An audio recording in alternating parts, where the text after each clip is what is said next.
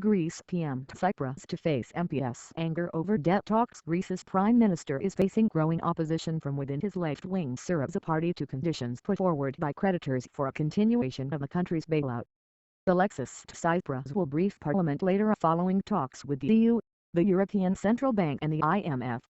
Many of his own MPS are expected to object to Athens making many concessions.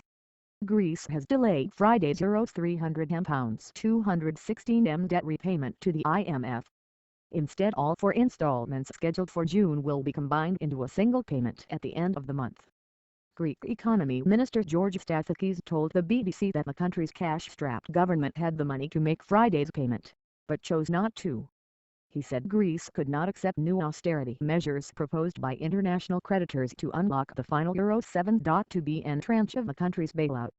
But he said the government would do anything it could to stay in the Eurozone while getting a better deal for Greece.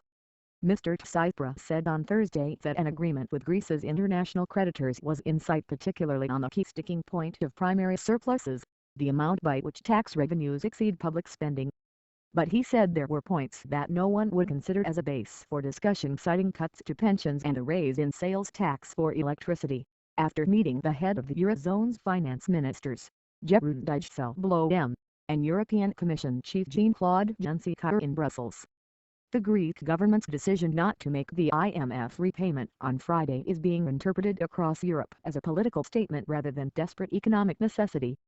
Greek officials familiar with the country's financial situation say it has the money to make the bank transfer and the next IMF payment due in a few days' time.